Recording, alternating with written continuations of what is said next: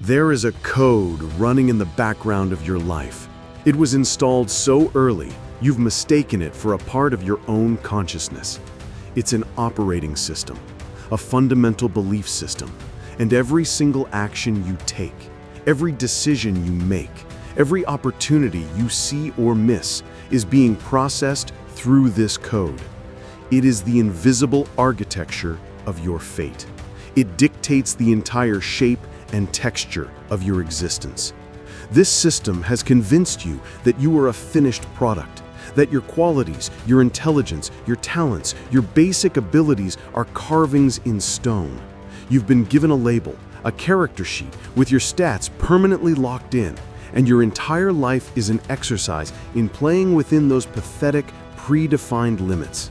The hand you were dealt, you believe, is the hand you must play forever. That is the most profound, most debilitating, most pervasive lie ever conceived. It is a poison that has seeped into the very marrow of the modern world, creating a generation that is terrified of failure because they believe every failure is a final verdict on their permanent, unchanging self. That ends now. The hand one is dealt is only the starting point for development. It is the pile of raw materials dumped unceremoniously at your feet at birth. It is the block of uncut marble. It is the unassembled engine parts. It is nothing more than the opening paragraph of a book that you, and you alone, are responsible for writing. Some get more raw material, some get less. Irrelevant. Utterly and completely irrelevant. Because the quality of a life is not determined by the size of the initial pile of resources. It's determined by the skill and the sheer, relentless will of the builder who shows up to work on it every single damn day. What is the primary tool of this builder? Is it the body? No. The body is a vessel. The ultimate tool is the one you've been treating like a fragile, precious artifact that must be protected from all stress. It's your brain. You think of it as a computer with a fixed processing speed and a set amount of memory. Another lie. The brain is not a computer. The brain is a muscle. It gets stronger, faster, smarter, and more resilient every single time you exercise it. And what is that exercise? It is not the pleasant consumption of comfortable information.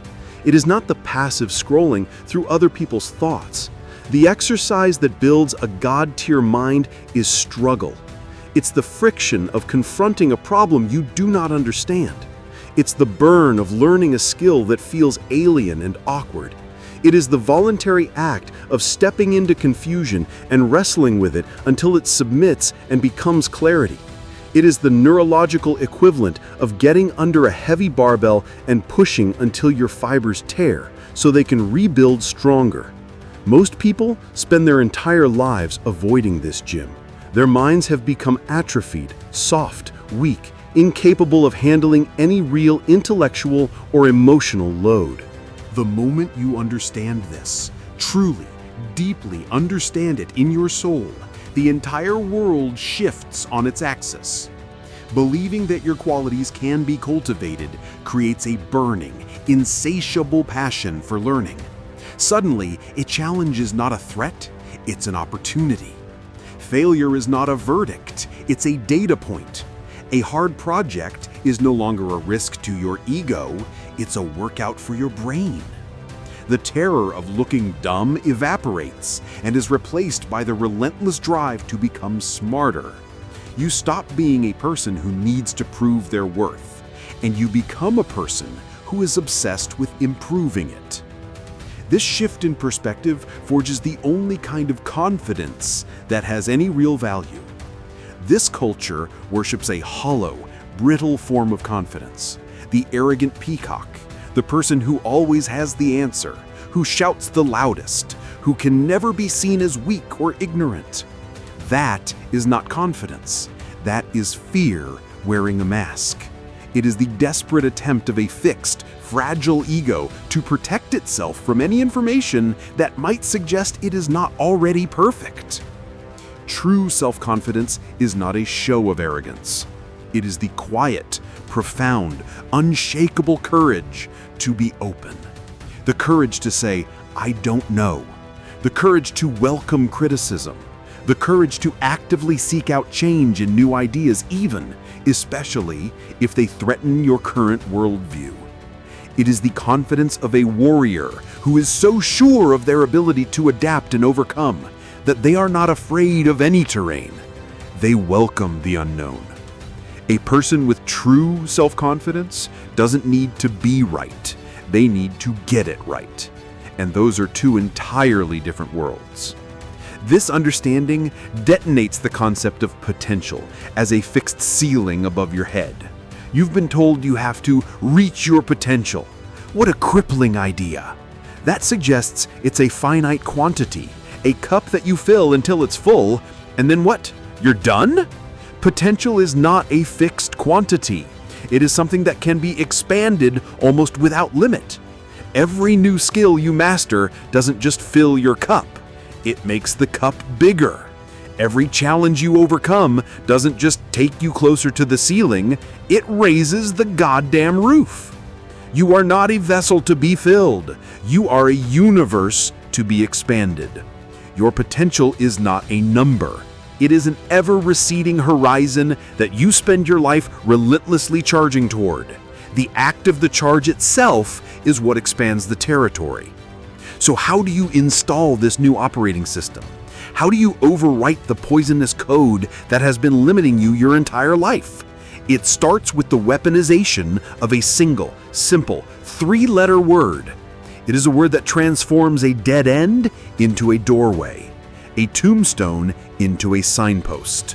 The primary trait of this growth-oriented framework, the trait that separates the warrior from the victim, is the deep cellular belief in the power of yet. There is a critical difference between not knowing and not knowing yet. Pay attention, because this is the entire game. When you say, I am not good at this, you have spoken a verdict. It is a statement of permanent fact, a carving in stone. The conversation is over. You have identified yourself with the lack of ability. That is who you are. The prison door slams shut, and you have handed the key to the warden. But what happens when you attach the word, I am not good at this yet? That word, that tiny hinge, transforms the entire meaning. The verdict becomes a temporary state. The statement of fact becomes a point on a timeline. The prison door swings wide open. Yet is a declaration of intent. It's a promise of future action. It is an acknowledgement that your basic abilities are not a final draft. They are not carvings in stone, but the foundational blocks for something much greater that you are now committed to building. You will become a zealot for this word. You will tattoo it on the inside of your skull. You will apply it to every single self-imposed limitation that has ever held you captive. I can't master this subject. Yet. I don't understand how this works. Yet. I am not the kind of person who can do that. Yet. This single shift changes the entire lens through which you see the world. And the mindset is the lens through which one sees and navigates the world. A change in the lens changes the world. Two people can exist in the exact same reality, face the exact same setbacks, receive the exact same criticism, and have two completely different experiences. One, operating on the fixed code, sees the setback as proof of their permanent inadequacy. The failure is a reflection of their core self. The world is a hostile, judgmental place that is constantly testing them and finding them wanting. That is their reality. The lens is cracked, dirty, and permanently focused on their own limitations. The other person, operating on the growth code, sees the exact same setback and processes it differently. It is not a verdict. It is information. The failure isn't them, it was their strategy. The criticism isn't a judgment, it's a piece of data that can be used to refine the next attempt. The world is not a courtroom, it is a gymnasium. It is a training ground filled with opportunities to get stronger. The lens is clear. focused on the process and capable of adjusting its focal length from the immediate struggle to the long-term objective. Same world, different lens, radically different outcomes. This is not a soft, feel-good philosophy. This is the brutal, logical, and realistic foundation for high performance. It demands that you take absolute, radical ownership of not just your actions, but of the very architecture of your mind. It demands that you stop seeing yourself as a static noun and start seeing yourself as a dynamic verb. You are not smart or dumb. You are learning. You are not strong or weak. You are training. You are not a success or a failure. You are evolving. This path requires a ferocious passion for the process, not the outcome. The world screams for results, for trophies, for the validation of the finish line. A person with a growth mindset finds a deeper, more sustainable fuel in the simple act of getting better. The small, incremental, almost invisible progress that happens in the dark when no one is watching. They fall in love with the grind. They become addicted to the feeling of their own brain rewiring itself, of new neural pathways being carved where there was once only wilderness. It requires you to see your current self, right now, as nothing more than a beta version, a prototype. And your job is not to protect that prototype, but to relentlessly attack it, to find its flaws, its bugs, its inefficiencies, and to iterate, to debug your own code, to release a new, more effective version of yourself every single day. This is a life of perpetual upgrades. Look around. This 2025 world is designed to reinforce the prison of the fixed mindset. It puts you in a filter bubble that only shows you things it thinks you already are. It gives you a label and expects you to conform to it. It encourages you to find a tribe that validates your current identity, instead of challenging you to build a better one. It offers you a million digital distractions to numb you from the discomfort of real, meaningful struggle. You must wage a war against this tide, a deliberate, conscious rebellion against the cultural gravity that is pulling you toward a state of permanent, comfortable, static identity. So, where do you begin? You begin by questioning the narrator in your own head, the voice that tells you who you are, what you're good at, and what's impossible for you. You will treat that voice with deep suspicion. You will put its every declaration on trial. Every time it says, "I can't," you will meet it with the defiant cross-examination, is that a permanent truth, or is it just a temporary lack of skill and a temporary lack of will? You will begin to hunt for challenges. Instead of running from them, you will see them as the nutrients your mind needs to grow. You will actively seek out the friction, the difficulty, the things that make you feel stupid and incompetent. You will lean into that feeling, recognizing it not as a sign of weakness, but as the signal that growth is happening. You will redefine your relationship with effort. Effort is not a sign that you lack talent. Effort is the mechanism of transformation. It is the friction that polishes the stone. It is the heat that forges the steel. You will stop looking for the easy way because you will understand that the easy way builds nothing. This is a commitment, a lifelong siege against the default settings of human psychology and a culture of comfort. It will be lonely. It will be difficult. You will fail repeatedly. But each failure, seen through the new lens, is simply the price of tuition in the school of mastery. Each setback is a stepping stone.